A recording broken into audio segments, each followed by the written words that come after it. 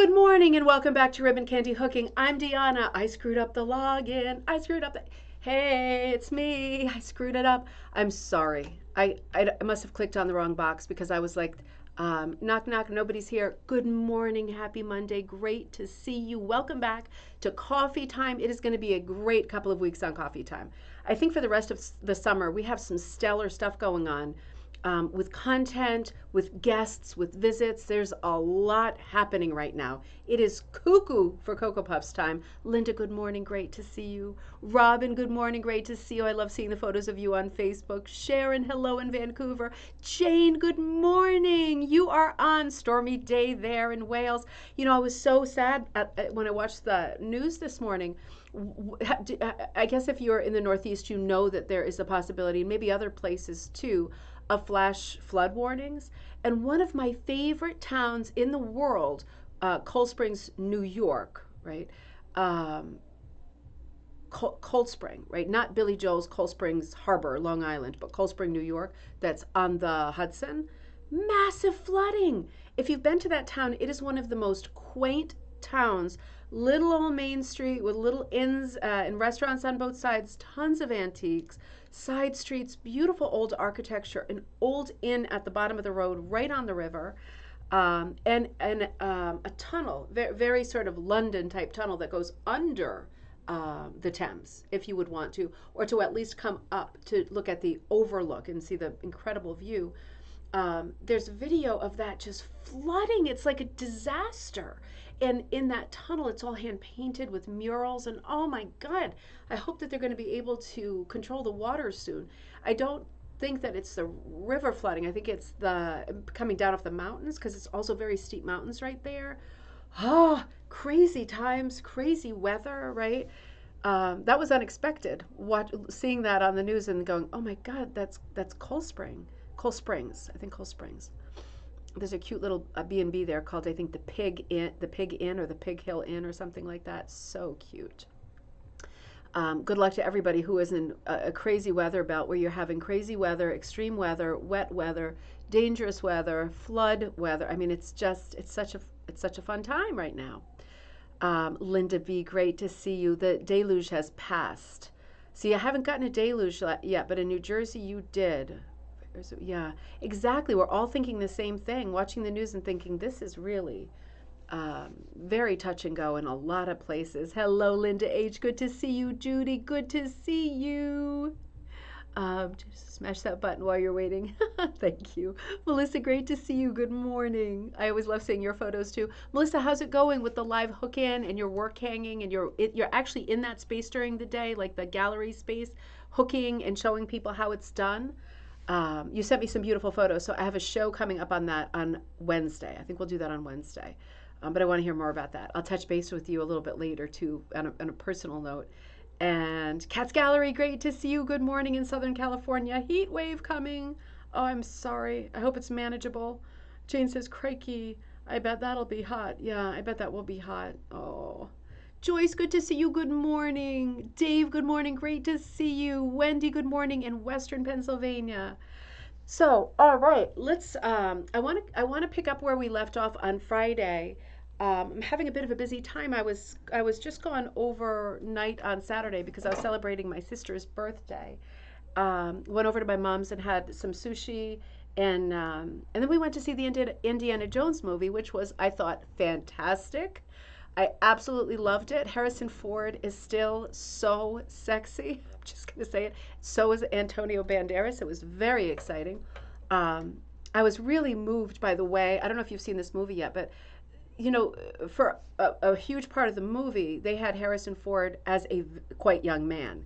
And it's all computer stuff that they were able to, you know, generate that kind of an image that looked incredibly lifelike. And watching it, I forgot that he's not that age, right? Because it was like the age he was at the beginning of the Indiana Jones series, the Raiders of the Lost Ark, right? Was the first one. And yeah, it's just kind of weirdly moving when you see an actor who is like such an institution, right? Like he is, like Carrie Fisher when they used her in a later Star Wars movie and she just passed away and they generated her character. It's somehow weirdly emotional. It's making me emotional because it's like, it's just, it's like the clock, like you time traveled and the clock just went back many decades. Super interesting and super exciting. I was also it was also funny in the first scene. The first character in that movie is a friend of mine from England. When I used to go to theater school, it was actually his brother, Toby Jones. I didn't know he was in it. I didn't know he was in it. He's in so much stuff that people forget to tell me because I'm way over here in the U.S. But I thought, are you kidding me? Indiana Jones movie and a huge part at that. So that was really exciting. I love seeing him and seeing what he's working on. Sharon, oh, thank you. I was hoping that you all would like this necklace. I thought it reminded me of quillies, right? There, it's like raffia, but it's like our little quillies that we make for rug making, and some wooden beads, but some three-dimensional stuff. But it's basically a bunch of quillies. And I'll tell you what, in raffia, it's not super comfortable. It is a bit itchy. But what I was thinking, I mean, I'm still going to wear it because I like it too. And in a different season, when it was more like covering up, it wouldn't be so itchy scratchy. But super fun thing to do. And I'm thinking, this could be something that you could do too. You could make quillies the exact same way and use them to string on a necklace. I think I would put the wooden beads, because there's quillies back here too. But I think I would put the wooden beads like to here and make a much longer necklace with these little raffia quillies. You can make them in wool. What am I talking about? Why make them in raffia? We could just make them in wool and string them, right? But yeah, the wool could be itchy too, right? If you're really sensitive to the wool. But I just thought, what a great idea. That's all it is like a quilly that's been stitched together and right through with the string of the necklace. So fun. I got this at a yard sale on Cape Cod for like $1. So I thought, oh, it's going to be worth wearing it on the show, right? So, oh, Colleen, good morning. Good to see you. Good morning in Maryland. I will see you. Within the week. Yes, I think I'll see you within the week. I have a trip to Delaware on the horizon and Maryland. So I'm still working on the details of that. I know it's less than a week away. The one thing that I know for sure, let me tell you this before I forget. Hang on. Where's my stupid purse? If you are in this area, I can't believe I keep forgetting this. There's a couple of big things I keep forgetting to tell you. Shoot, I don't have my phone handy. Ah, Deanna, what is wrong? Oh, let me shout. Let me be like high maintenance and shout to Jay. Jay, do you have time to run down? I think I left my phone on the dashboard of the car, which is also like not really where you want your phone. But smash and grab opportunities there. I'm going down to Delaware, and I think it's this coming Saturday that I will be with the Wilmingtons at a set location that I can give to you. If you are anywhere near there, I will be there just hanging out with my buddies. I love that group of hookers. I love that group. What a fun group, right? And I'm bringing down the Van Gogh rugs from the exhibit to drop off with Sharon Carter, who's going to be putting them up in an exhibit there. So she's going to be joining in that hook along. And all of the Wilmingtons will be there. So I want to give you the date for that and the place, just in case you're around there. And I'll put it on Facebook too. I will be there just hanging out for a few hours. And Colleen is going to be there. Colleen, it's Saturday, right? This coming Saturday. So I'm figuring out what day I'm going to head down, because I'm also making a stop with Melinda Bird in Maryland. And I want to go to Beach Nut Studio, Colleen's studio as well. So there's like 3 stops that I want to make. And I want to do a bit of antiquing too and see if I can find some rugs and find some stuff for us to talk about. But that is going to be, and the book is not out yet. So I have maybe 3 or 4 books that I can bring with me, but it's not going to be a book signing thing. It's just going to be a hanging out for funsies thing where we could just hang out, get hugs, hook together, maybe laugh and fool around for a few hours. So that's coming up this weekend. And I'll definitely do something from there video wise, and probably a live video at that. Thank you so much. Let me just pull up the information in case you are in that area. Colleen, do you have the information? I'll pull it up because I don't want to put you on the spot either. Let me see. Let me get to Dee. She is the great planner of all. Great fun. One of the funniest people in the world, in my opinion. Okay, so let me see. So this is going to be, let me give you the info. And again, I'm also going to put this into our Facebook group. So it's going to be this coming Saturday, the 15th, and I will be at the Weston Senior Center, which is in Newcastle, Delaware, and the address is 1 Bassett Avenue. So it looks, I'm not sure what the hours are. I'll have to get back to you on that. I'll probably shoot to be there at about, if Colleen, if it starts as early as 10, I'll probably shoot to be there at 10, and I'll probably be there for about 3 hours.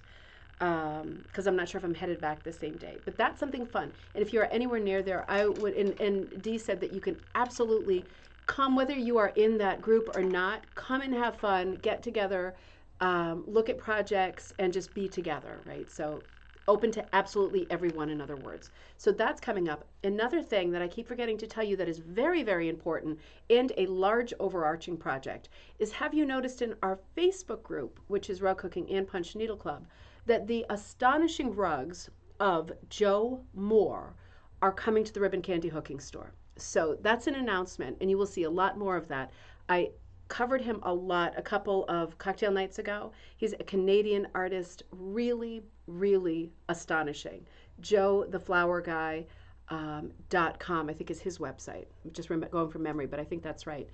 And I'm very excited that his patterns will be going into ribbon candy hooking, because they are very different than mine. They're very different than Kirsten's. They're very different than all of the licensing that I have in that store. And I love having a variety of different artists in ribbon candy hooking. I'm not comfortable with it just being me, me, me, and more me. I love having different artists who have very different styles from different places, different viewpoints. It's just more variety, right? So that makes me super happy and excited. And I'm in the process of getting all of his rugs into the ribbon candy hooking site, and that'll come up as a tab, and that will be a big deal, and that will be in the near future. So I'm working on that like imminently. That's coming up. One more thing that's coming up. There's a bunch of things coming up. There's a lot of in-person dates, but maybe look at ribboncandyhooking.com to check that out. There's also a bunch of online stuff coming up, teaching-wise. And the thing that I will announce later today and set a date for is the next hook along. Now, the split bloom garden has been an amazing seller. That is available on Ribbon Candy Hooking as a rug hooking pattern at this point. You can still buy it as a kit. You are still in time to sign up for the class if you want to do this as a class. That is a mini punch, Russian punch, sometimes called embroidery needle. All the same thing, right? It's a small scale punch tool. Very fun, very easy. So that's happening, and that is also available now as a pattern on any backing in 2 different rug hooking sizes. So if you love the pattern but you're like, not into the mini punch, you can do it hooked or punched, or how, Rhea or latch, or however you want to do it. The pattern is out there on Ribbon Candy Hooking. So this is an announcement, and I will show this to you later, and I will nail this down later today. Next hook along, I did a series of images that are based on Maud Lewis, right? She is out of copyright as of January 1st last year, 2023. Oh my God. Her cat Fluffy, right? So she did so many images of cats, black and white cats, and they were all called Fluffy. So I did, because I'm crazy, I did 5 images of Fluffy for every season. So I did 20 designs, thinking that people might want to do, for example, one for each season, but they want to choose which one they want to do, because some will resonate, some won't. So later today, you will see on Ribbon Candy Hooking that there are 20 Maud Lewis cats available that look like this. And this is also the next hook along. So this is coming as a kit. This is one of the summer images. And this is Fluffy. I don't know how well you can see it. This is Fluffy at like some kind of exotic, kind of like a Vogue cover, some kind of exotic locale with a pink lemonade, and sitting at a little table with a Hawaiian tablecloth under the palms with a little shaded hat on. But this is done in mini punch, and I haven't touched it up at all yet. I literally just took it off my frame. Looks like this on the back. So, and I did a little video that I will finish later, but this is the next hook along project at this size. So be looking for that if you want to hook this along with me. I started this one too that I haven't gotten too far with. This is another summer design of Fluffy, who is at the table. I forgot the whiskers on this one, so I'm going to have to add the whiskers with a lobster bib, which will be a different sort of color plan. Having a lobster dinner by the shore. So those are coming today. And I've been working on those, as you can imagine, because I needed an idea for the next hook along. And I thought mini punch has been super popular. I'm going to make that the next idea. So I will be putting out this as the next hook along if you want it. I will put a punch and the square hoop, which is 11 inches, separate, in case you got the first mini punch kit and you don't need those things. But I will do this as the hook along in these colors as a kit, and it will be packaged the same way as it was with the split bloom garden. But I thought, really, oh, Judy, are you? Oh, that's so fun. You're filling in the leaves on split bloom. Oh, I'm really anxious to do split bloom really large as well. And I've got a lot of other mid-century designs that are right there, but I'm trying to put things out in a way that I can manage them because busyness is killing me right now. So I'm glad that you're all enjoying that style because I'm getting way more into that mid-century style, big time. Hold on, let me catch up on our loads coming up, Jane. Loads, right? And Robin, adorable. Yeah, super cute. I really love Fluffy. So I have to come up with names for these two also, right? Not these two, but these also. So those are coming up soon. Until I think of something else, let's get going with our day. And good morning, Karen. Great to see you. Karen, I have to answer you on our thread too. It's been too long. So, okay, so here I am. And let's see where we left off. Oh, phone is just dinging away. That's not a bad thing. Whoa, not that. That was catching up from. Oh gosh, you know what I wanted to tell you? I wanted to tell you a couple other silly things. While I was away this weekend with my sister, I went over on Saturday night to have sushi and eat and all that stuff. Just figuring out where we were when we left off on Friday night, cocktail night. We saw all this stuff. We left at like 6 in the morning. Whoa, for nope, the flea market, the Elephant's Trunk, and I did find a colossally great rug that I really loved. I'll show you that tomorrow because I have it bagged up right now because I just want to be sure there's no moths on it. But I did find one. If you're on my Facebook page, you saw I found something fun. I saw a lot of rugs yesterday, but they weren't all for me. For sure, this one was, and it was on the floor, on the ground, which was wet at an hour earlier, which is very frustrating. I'll see if I can just show you the image quickly. This, just to give you an impression before the thing goes live, this is the rug I got, and there was a beautiful rug behind it that was of a lion. It was not an Edward Sands Frost or something like that. But it was an early pattern for sure. It was definitely an early 20th century rug, split right in half. So it was brittle, and they were both on burlap, as you can imagine. They're both older rugs, but the one I picked up that I'll show you when I'm sure that there's no moths associated with it. I haven't seen any. I'm just very, very cautious. It is really, it's an original pattern. It's very, very colorful and bright.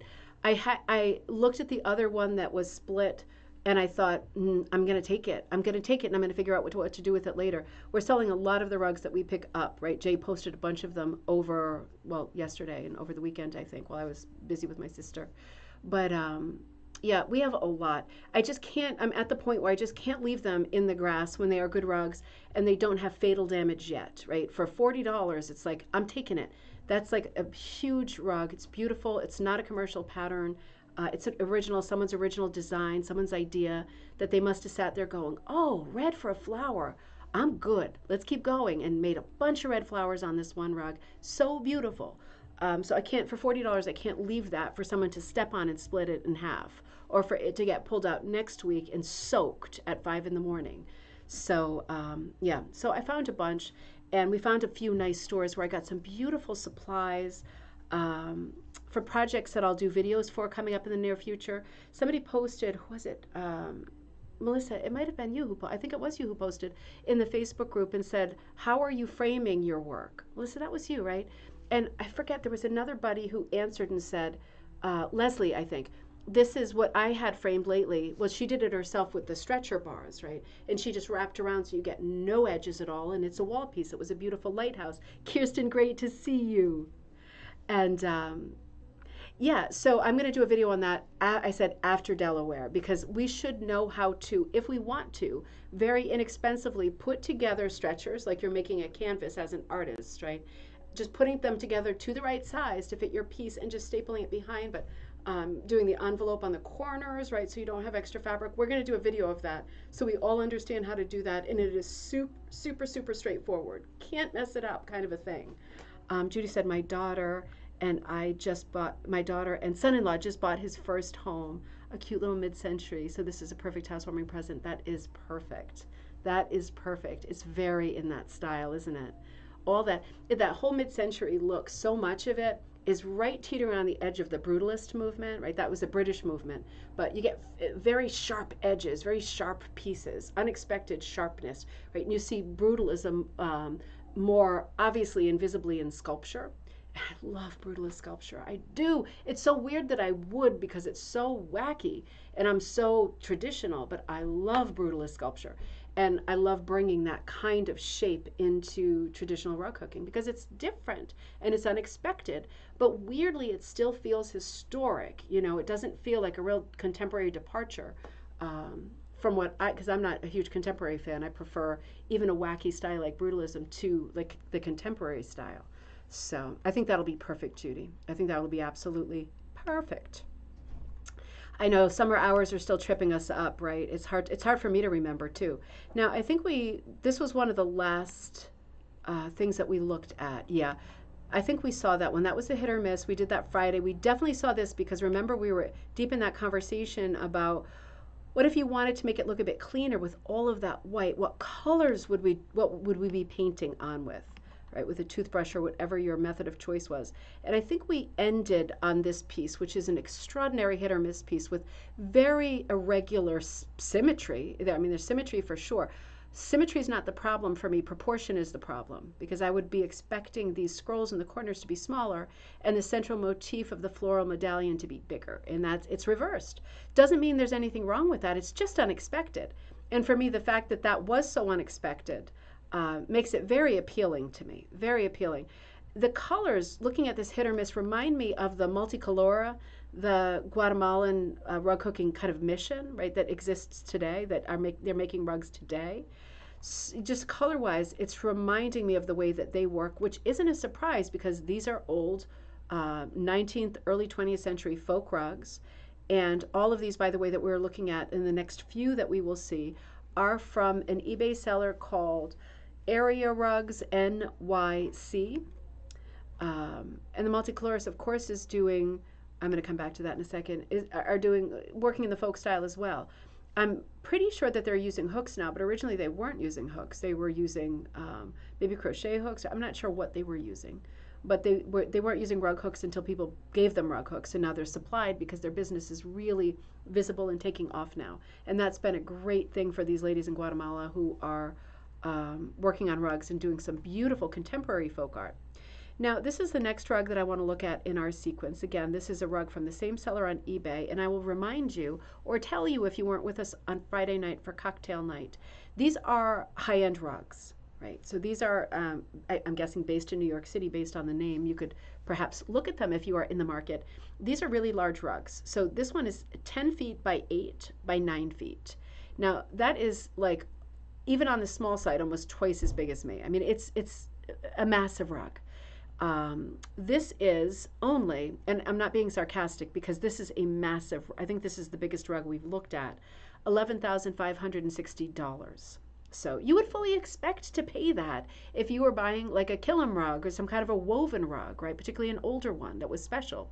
You would fully expect to pay that. You would expect that you would get sticker shock and it would be justified because it's a work of art and incredibly labor intensive, time intensive, and materials intensive project. This is another 19th century rug that is very, very unusual. We are going to look at it closer up as well.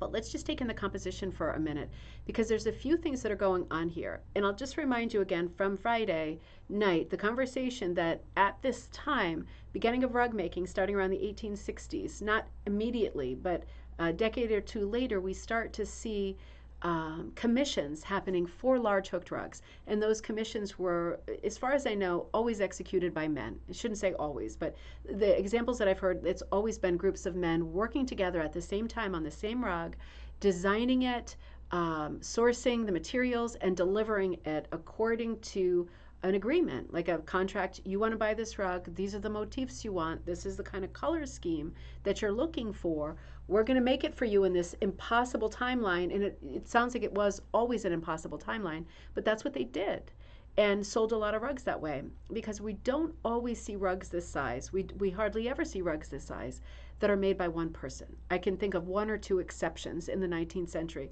But as you can imagine, time in the night, unless you are a woman of leisure, in the 19th century, time would be a premium. And beyond that, if you were a woman of leisure completely, like, would you be making a hooked rug, right? So all of these factors come into play, and make rugs this size really a bit of a mystery, right? We're not getting any markings with these rugs, as far as I know, because the seller never puts the reverse of the rug into the photographs, into the sequence of photographs, and that you really need to see the back before you buy it.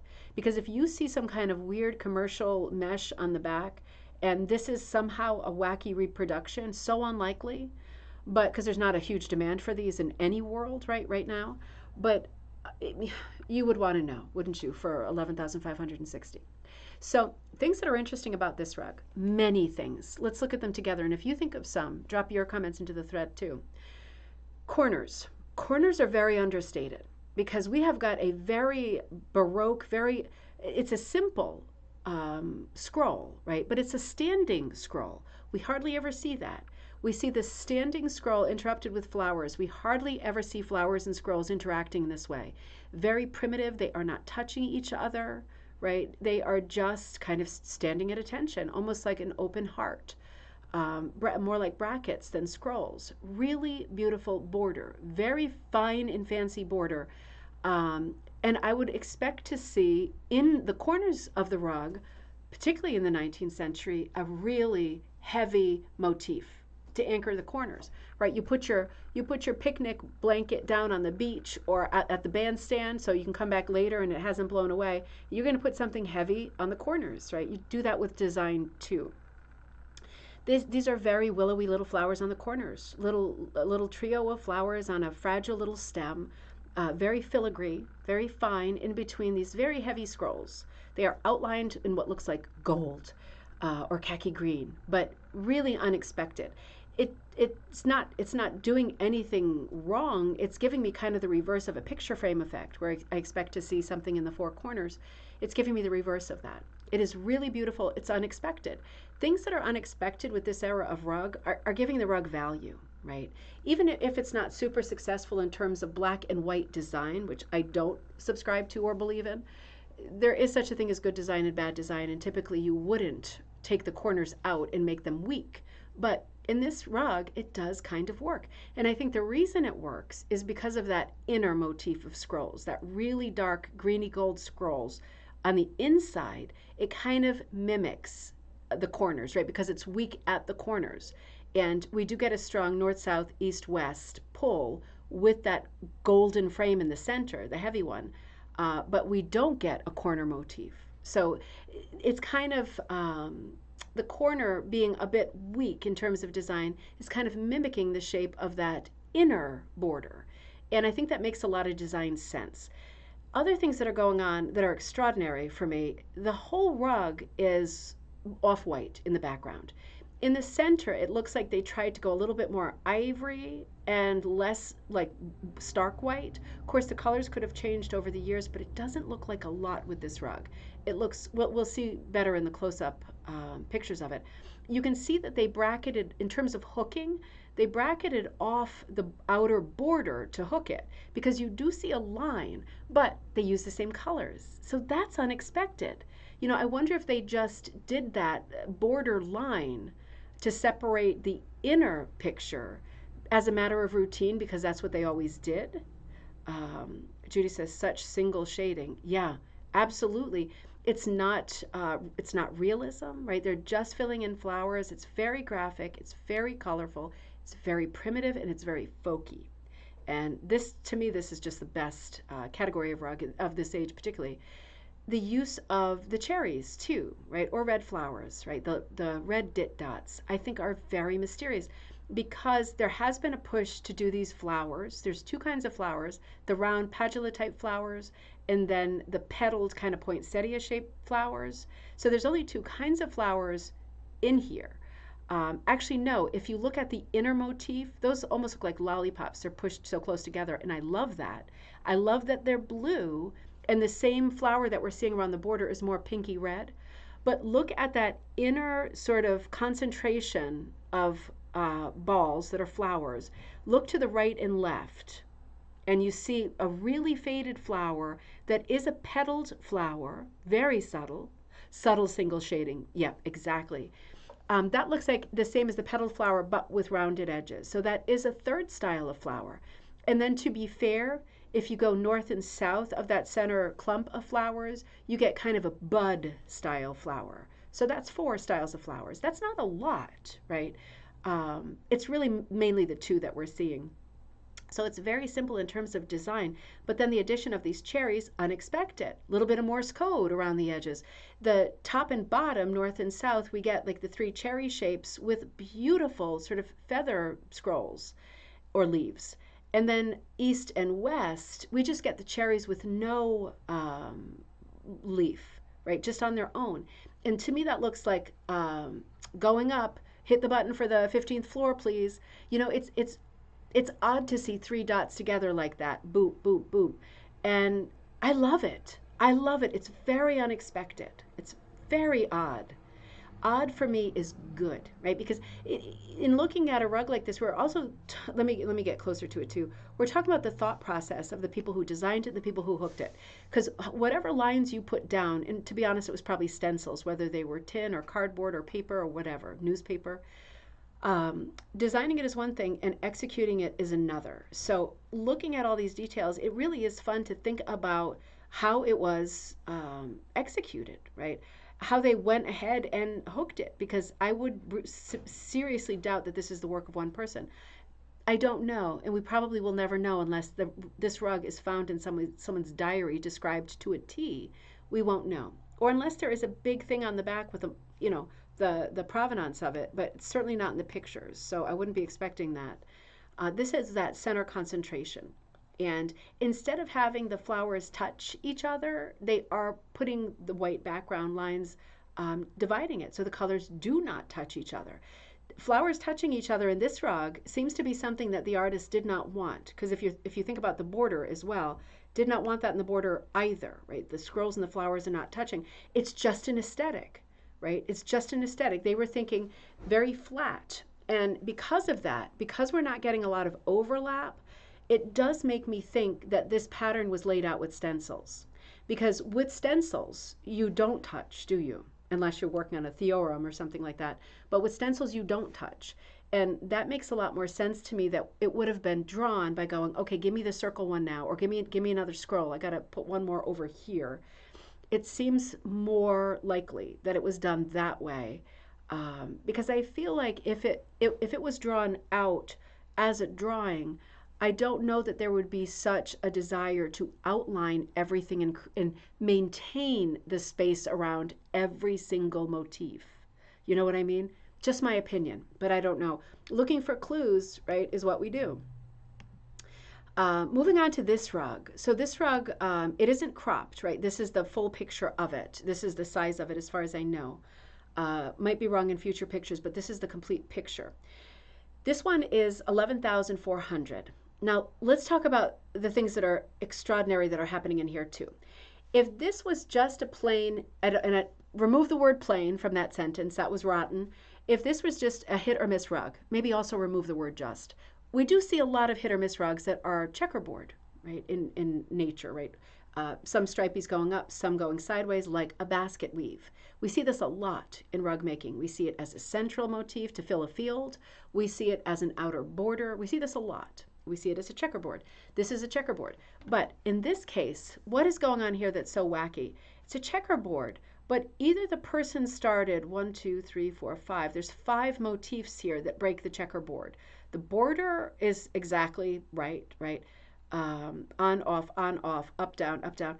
But inside, going like we're reading from the top left, we see a picture, and then we see a couple of squares, not in a row, where we have echo hooking, right? Outside, inside, or inside to outside, not stripes. And then we see what looks like maybe a wash tub, something like that, a wash tub. And then a couple rows down, we see, I think, the prestige of the whole piece, that carousel horse, right? So that puts us at least in the Victorian period, right? Because at least in the U.S. we're seeing, in the like 1860s, we're seeing Charles Dare designing like I think he's one of the earliest designers, like the carousel horse, going on memory. But you know what I mean? It's that kind of timeline, isn't it? And then beautiful lamp that can date it too. I think this one is early 20th century.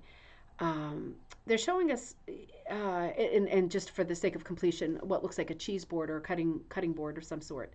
Um, it's very odd to me that that there isn't at least one more picture. And maybe it was just like, what do you want from me? What do you, what else can I make? Maybe just this is going to sound awful, but a lack of imagination, or maybe just tired of doing that. But the odd thing is, these pictures are executed expertly, particularly the lamp, right? And the sort of hit or miss around the lamp, like the whites, the streaky whites in with that beigey color, and the outlining on the lamp, that is incredibly well done. They're all well done, but I think the lamp is extraordinary. And the cheese board, too, for what it is, that's really well done. Where the outlining is and where the imagination takes over, um, these are extraordinary little pictures. So the person who was hooking them was very talented, very capable. Why not hook one more for balance? I don't know. I just don't know. Because if you are going to put 5 in, I would think you'd put them at the 4 corners and maybe one toward the center, or you'd do like 2, 2, and 1 in the middle. It's very unbalanced, and there's nothing wrong with that. That again adds to the charm. It just brings up more mysteries and questions, doesn't it? It's very unexpected. So yeah, a very different rug. I think that makes it beautiful. And like we were saying on Friday night, even though these are traditional motifs, they don't bear much in common, right? The carousel horse really throws it. Because I'm looking around going, oh, things from the home, things from everyday life. But then it's like, uh-oh, carousel horse. Unexpected. So yeah, it is a very odd rug. It's very odd. But it is really beautiful. And there's a lot of light in this rug. And since we can't see the back, we don't know if there always was. But there is a lot of light in this rug. Let's look at some more pictures of it. So there's our, what do you call that? Is that just a cheese cutter? For you're cutting the cheese, I had to say it. With the razor slicer thing, or is that something else? Because to me that looks like what that must be. Side view, this has the black cotton tape for the binding. Very, very typical, right? Even in the Victorian period, people would be using their tape loom, right? Getting that down and literally braiding threads together to make that cotton tape. Now it's manufactured. It's very easy for us to get a hold of. These are just beautiful motifs. This person was very, very talented. And I do like the play of color. I do like the directional lines. And just one more time, looking at this rug, this is another great example of folk art. It's a very clawfoot tub. Oh, that might be a clawfoot tub. But if it was, I don't know. Hold on just a second. I love talking things out together, right? Because it's like, I love this kind of talk. If it were a clawfoot tub, wouldn't you think she'd do more with the feet? The only reason I say that, I mean, it could be. The legs are long, but look at the lamp and look at that sort of little piton, like that little turn thing that you turn the lamp on with. She did really well making it clear that was I don't know what you call it, but in our house we always said piton, like a little button for where you turn the lamp, that little circle thing. She articulated that really well. I would think if the bathtub had claw feet, it would be lower, and she'd have the little pitons on the bottom of the tub too. Just because she's good at pitons, you know what I mean? I'm not going to say it again. I promise. Piton. Oh, I lied. All right, so let's move on to the next one. But you can see how this would be a really lovely contemporary. It's antique, but in a contemporary setting for your house, it could be for anyone's house. It would be a gorgeous piece to hang up over the mantle in an empty fireplace, right? I mean, there's so many places you can put a beautiful rug like that because this is going to sound wrong, but it falls into the background until you approach it, right? And then you're super inspired by all that color and the great design. But it's not like a screamer. Like paintings are sometimes screamers. It's like paintings are sometimes screamers, right? This is one of my favorite paintings. I got to find a place for it. But that rug is not like that, and nor is this rug. Another great hit or miss. This is a variation on the log cabin design. It's not a log cabin, right? This is exactly what Pearl McGowan described in 1946 in her book, The Dreams Beneath Design, about pushing a postcard diagonally across your backing to draw this pattern on your own. That's exactly what she was talking about. This is not the exact rug, but this is the very pattern that illustrates that technique in that 1946 book, again by Pearl McGowan. I love that conversation in the book. It's just a couple of sentences, but I love the idea of her on the floor pushing a postcard across. It seems absolutely in the spirit of the antique rug.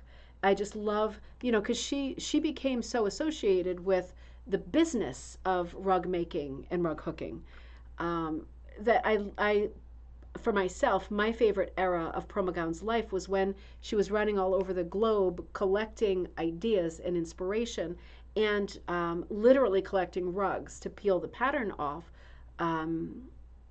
just like Ralph Burnham, and to save those early original patterns, right? I love that era of her being such a historian, such a collector, of all of the data that she could find in creating that baseline to this craft, right? That is barely there still. But what is there is in huge part from the work that she did during that time. And this whole postcard pushing thing is a large part of that conversation. So this is really a gorgeous, God, is this a gorgeous piece. Let me see, wait a minute. I might have put the info on here. Okay, this is 9 feet 8 inches. Oh, I'm sorry. No. It's 7 feet by 5 feet 9 inches. And so it's taller than me in both directions. I'm thinking of it as a smaller rug. Well, compared to some of those that we've looked at, it is, but it is by no means a small rug. 9.8 thousand. I honestly think that is a steal for this rug. I honestly do. This rug would never lose value, right? It's got an optical art look. It's got an antique look. It crosses over to quilting lore and design. It crosses over into Amish interest because those red boxes in the middle of the squares traditionally through many cultures, particularly the Amish, represent the hearth, the fires burning in the center of the home. This is an extraordinary piece with very thoughtful hit or miss. The entire thing is made up of hit or miss, but going from very, very light value to the darker stripes at the edge of the border. It gives you a crazy optical instability while it's working on a grid. It is absolutely flush and perfect, but the play of colors makes it seem a bit more organic than it is. It's perfectly straight at every juncture. So it's just an interesting rug to look at, and seeing where those reds fall, because I think probably at one time all of the centers were red, but some of the material that they used, whether it was garment material or whether they were dyeing to make this rug, dyeing their own supplies, impossible to say without really looking at the rug scientifically. I can't tell by a photo at all, but it could be that they were all red centers at one point. And you can see in the top right-hand corner, the whole right-hand side, you see little drips and drabs of red coming in, because almost like they were using different material at that point. Very strong stripe going 2/3 of the way across. So absolutely beautiful, unexpected in so many ways. Definitely, and again, the market for hooked rugs, even antique hooked rugs, is way down. You're buying at the top of the market if you're spending anywhere near $10,000. But of the rugs that we're seeing, I think this one has the most value because I think it's the most saleable, and I think it always will be. It's not floral, it's not scroll. It's something that people who love florals and scrolls but also just love hooked rugs, they're going to go for this too, right? You're not going to be eliminating with a rug like this the demographic that, who are not into florals and scrolls, right? This is everybody. This is an everybody rug. I think it's an extraordinary example, and at about 7 foot by 6 foot, it's still a monstrous rug. Sorry, wait a minute. I almost deleted that photo while we were looking at it. And yeah, we do see this a lot. If I saw the corner of this peeking out at an antique stall, like at a multi-dealer, center, I'd go, oh, it's another hit or miss. And I might be stupid enough to not even pull it out. I would not be expecting to find this rug. If just looking at the corner, I would think, oh, it's going to be a little welcome out of a thing. Well, this is epic. This is really epic. This is a proper piece of art. This is a museum rug. I think, yeah, God, I would love to have this hanging in my house. It's just astonishing, isn't it? The color palette is warm. It's a little bit faded. This is a different rug. This is a completely different rug, and you can also tell by the size. Interestingly enough, right? So I don't have the size on this rug. It's a different, it might be a little bit larger, but it doesn't look larger. It actually looks smaller. The last rug we just saw, right, that was very colorful, 9.8 thousand. This one is 9,000. And you can see this is significantly more faded. We don't see the presence of too much in terms of a red center. I see 2, right? Or no, I see 4, I see 5, I see 6. Hint 7, maybe 7. Are you doing Where's Waldo with me and looking at the centers to see if there are red hearts burning in the center, which is the southwestern corner of every square is the center. This is very faded, and it's only 800 less than the other one. I would say not a good value for this one because you are not it is ghostly and it's beautiful, but this would be for me a rug in the hundreds, and if it's very large, in the high hundreds. But without enjoying the color of the textile, right? Textiles by nature are in a huge part about color, right? Without being able to see any of the color, that is a major handicap to that rug. This is another example of the exact same pattern. The postcard pushing, I do believe this is postcard pushing. I do believe that these rugs are not made by a commercial pattern. I think you are either drawing the squares with some kind of charcoal or pencil, or you are literally pushing, Teddy's calling me, of course, pushing the postcard diagonally up and making this pattern. We know from her that that's how people were telling her, like people of past generations, and this is like in the 1920s, 1930s, and then she writes the book in the 1940s, but she starts her research in the 20s. This is what people of past generations are telling her that they did. Right? So it's not like she's pulling this out of a hat or it's a big sort of surmise. This is what she's been told. This is how this has been done. So just very interesting. And this piece is even less again. This is 8.8 thousand. So a full thousand less than the first one. This one is almost all warm colors. It does have that smoky blue in it, but a lot of warm brown. Very pretty, great balance. I would argue that this is the most colorful of the 3 rugs. And it is 1,000 less expensive than the first. So unexpected, right? This is a very common pattern at this time. Not this. Here's another one of these great stair runners, and we're going to look at it in more detail, but just try to look at it a little bit the way it is here because I'm showing you this rug in its entirety.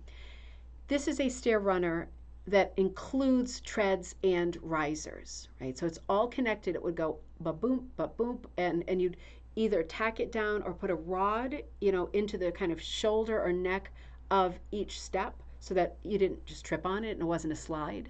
But that's why it's so large, because it wrapped around each step, tread and riser. So we'll look at this in closer detail. This rug is for sale for 8.8 thousand. It is another extraordinary rug. The parts that are hit or miss, which is every other sequence, that basket weave hit or miss, right, that we're seeing so much of in the 19th century, that would have been the part you stepped on. That would have been the tread part. The picture part would have been the riser that you wouldn't stand on. Obviously, you don't want to stand on the pretty pictures. You want to see the pretty pictures as you climb the stairs.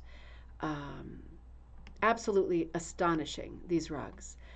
And, I know that there were a lot of patterns in, for example, the 1930s, 1940s, 1950s for stair risers that were just singles for stair risers.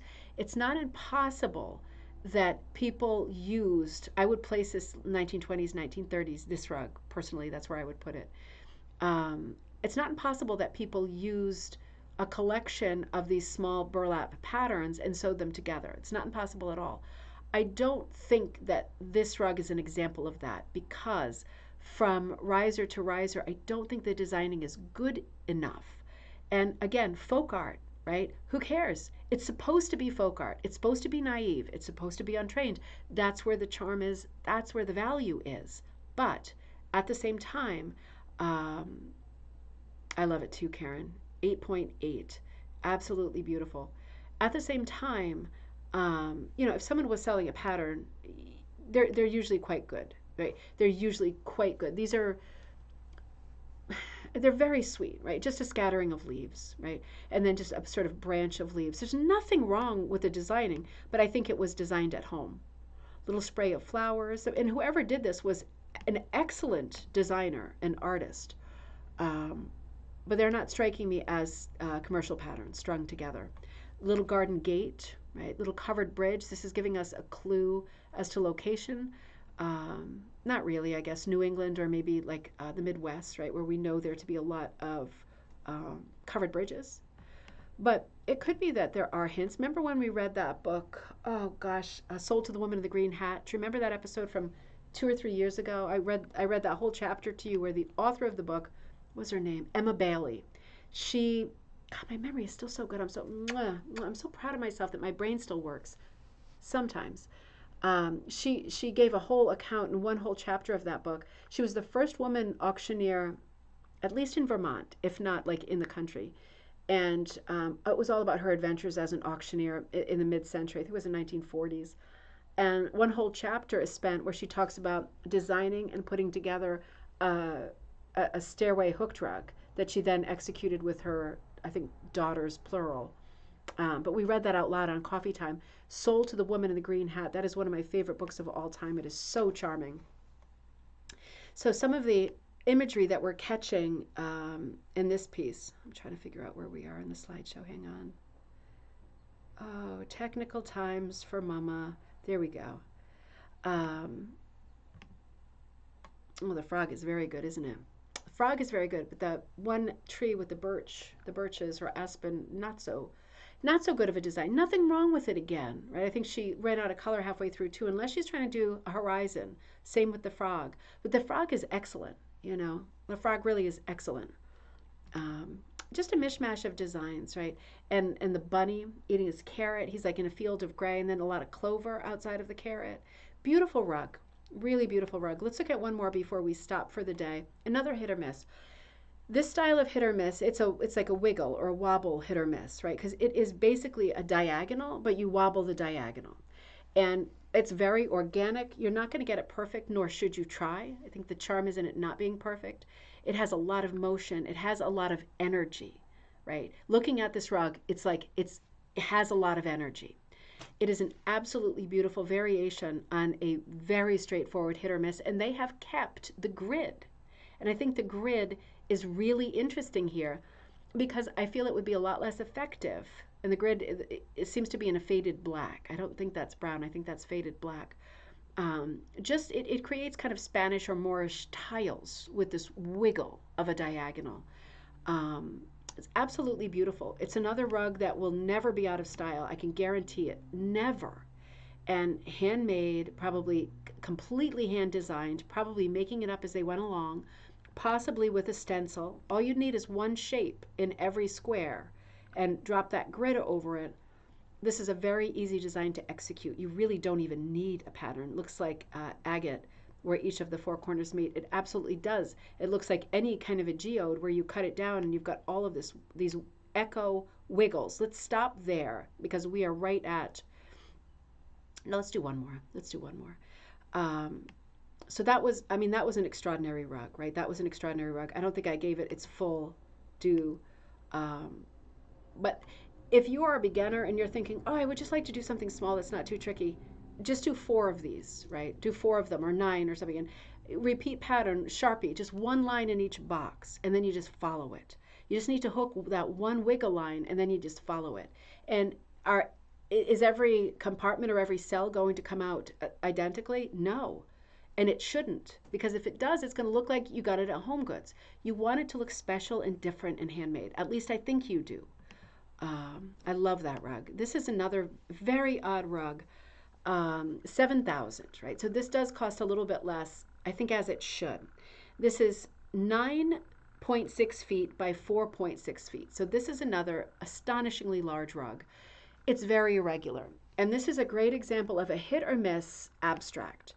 There's not a lot of examples of abstracts this size because this is a lot of wool, this is a lot of time, this is a lot of expense to make this rug, and it is truly a hit or miss, right? What is that shape in the center? It is abstract. And abstract during the Victorian period is not super in. We don't see people embracing abstraction until well into the 20th century. So this could be a later rug. Again, if I could see the back, I would have a better feel for it. Not a definitive, but at least a better feel. Or it could be a 19th century rug where somebody was just remarkably at peace with going, yeah, I completely ran out of every color. I'm just going to keep going because it's a rug and I plan to stand on it. Impossible to know. Turns out that in the 21st century, I mean, for myself, I look at it, it could be a bird. Yeah, you could turn it 90, you could turn it counterclockwise so the red is up. And it could be like a bobble bottom bird. It could be. In this period, that would be it would be someone at home who was extraordinarily ahead of their time in terms of design, because really we shouldn't be seeing this kind of design until like the Ackerman period in the 40s, 50s, well, 50s, 60s. And I think this is a much earlier rug, but I don't know. I just don't know. It could be something very, very stylized. It could represent geography. Um, yeah, I see what you mean. Let me turn it in case you're confused about what we're saying, and I think it might turn with you. Let me turn this counterclockwise. Let's see. Let me bring it down. If this is a crested bird, it's going to change what I would think the timeline would be for this hit or miss rug. Is that possible? Absolutely, that's possible. Everything's possible, right? We're always surprised. Hold on. I'm struggling. I'm struggling. Boy, it's fun. It's fun clicking buttons on the computer, isn't it? I click so many buttons and have so much fun, and I want to just kick it across the room. Okay, there we go. Let me pull it back up here. Could be. It could be. I don't know. It's such an odd, I just don't know. It's such an odd piece. And if I owned it, now that you said that, Karen, I think I would hang it this way because I somehow need in a piece this odd. Carol is seeing a bird as well, and Judy's seeing the beak. In a piece this odd, I would like to focus on something. So I don't know. I just don't know. No provenance on this. It is an enormous piece, and I would say it was almost certainly intended for the floor. And that's what makes me, in part, think it's not a bird, right? That it's just a hit or miss rug. Because if it has an orientation, right? If we're looking at abstract art, we typically regard that kind of art. It doesn't have to be exclusively wall art, but a piece this large on the floor at this shape, I don't know. I don't know. It's not impossible. I think it's unlikely, but it's not impossible. Makes more sense in this orientation. The balance is much better in this orientation too. Let's look at it a little bit closer up. I love the busyness of the hit or miss. Why is the hit or miss so busy? Well, because the rug is enormous, right? The rug is enormous. It's 9.6 by 4.6, right? It's huge. It's just I was going to say run-of-the-mill hit or miss. Isn't that awful? It's very higgledy-piggledy. It looks like cut-up clothing. It doesn't look, it definitely was not cut in a precise way. And it's not hooked in a precise way with a lot of directional hooking. It's someone who's kind of pull speed and wanting to get this done. I do like, and this is an argument for the bird, I do like the way in the body of the bird we are seeing soft coloration that seems to be an attempt at patterning. Now, if that's the case, I'd be more inclined to believe in the bird. Believing in the bird, that should be the title of this episode. I don't know. I still don't know. It's going to be something I think about and want to look back on. Man, I love it as a bird. I'll tell you that. I love it as a bird. And I would hang it this way. Question is, are walls 9.6? I guess they are. Walls would be that big. Imagine how beautiful this would look like if you had a wall that had two doors close together and this just fit. Oh, that would be amazing. Or even next to a fireplace kind of a thing. Or opposite you when you lay in bed. Wouldn't that be amazing? 4.6. 4.6 is still really wide. Gosh, that's pretty. I mean, it's much wider than a yardstick. Much wider. Interesting. Oh, Judy, or on a stairwell. You're so right. You do get those boring, long, tall stretches on a stairway of wall. That would be amazing, wouldn't it? That would be amazing. That's just where this rug belongs. All of these rugs are available on eBay. This one was 7,000. And now that we've been talking about the bird, see, I thought this one was very, very weak on value because of its abstract feel. But now that we've been talking about the bird, I guess at the end of the day, whether it was meant to be a bird or not really doesn't matter and has no bearing on the value, because the person who buys it might buy it because it looks like a bird and they love it for that. Or the person who buys it might buy it and hang it upside down or sideways or flipped the other way because they love it like that. And it doesn't matter, and it's not up to us to decide, right? It's only up for ourselves, and this is the great thing about modern art and abstract art, isn't it? You get to see what you get to see, and you get to feel how you feel. And yeah, once it's yours, you get to do whatever you want with it. Honor it, hopefully, but everything else is up for grabs. But what an interesting piece, right? He or she has got a lot of interesting pieces. AreaRugsNYC. What is going on over there? God, I wonder if I can get in touch with them and go do a video over there. Oh, do you think they'd let me do that? Wouldn't that be fun? Always looking for a reason to go into New York City and park the car and walk around. So anyway, I will be with you on Wednesday. That is the plan. Have a great tomorrow. If you need me, I'm at ribboncandyhooking@gmail.com. This weekend I will certainly be in Delaware, so I'll figure out what I'm doing from there. How about we start sending in gallery pictures for the next gallery night? I don't know that it'll be this Friday because I don't even know what my plan is in terms of staying yet, or what the signal will be like as far as running a show. It might be that I end up running a live show if there's a problem of some sort. It might be that I can link up with a buddy on Friday night, Colleen, and do something there. I didn't end up linking up with Naomi. That was my fault this past weekend. But it was because it was like I arrived home late on a Thursday, and I felt like it was a real impertinence to ask her to have herself ready on the following day for me to run a live show. So that's on their calendar too, because Naomi's one of my close buddies, as is Colleen. So maybe that's a possibility. That could be fun. I'm going to have to look at the calendar. It's only Monday, but I really should be planning.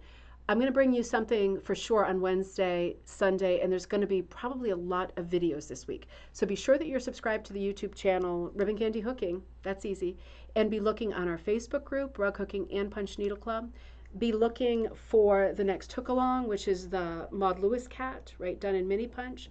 Be looking for all of the 20 Maud Lewis fluffy cat images that are going to be going up later today, and everything else that's happening on Ribbon Candy Hooking. You can still sign up for Split Bloom Garden as a class. I'm still putting those together now. I just sent like 16 more out, and there's a bunch that are still sitting orders coming in all the time. I'm so grateful for these orders. I really am. Thank you so much. It's keeping the business going during a time where I'm spending a lot of time book writing, and obviously income-wise that's not great for me because this book hasn't come out, so I haven't been paid, and I'm still working on the next book. So I really appreciate you shopping with me always. Have a great tomorrow. Thank you to Patreon subscribers. I'm working on the Patreon newsletter today. I have 2 images for you, Patreon subscribers, that are coming out today as well. Today's a busy day for me. We're also posting some more rugs, right? Because I'm not even going to open the door to out there. You're going to call somebody and have them come in with a camera crew to record the next Hoarders episode. We've got to get rid of some of the rugs out there. I have been in this mentality of saving rugs for too long, and I have to get rid of some of them, although I want to keep all of them. And I know that you all would like some, and you don't all live in areas where you see a lot of rugs. So be looking for those on the Facebook group too. We are moving out a ton of the rugs that we have here. There's like a couple hundred at least. That's conservative. I will see you soon. And again, be looking for alerts, but Wednesday and Friday expect shows. I'll see you on Wednesday in the meantime. Have a great afternoon, everybody.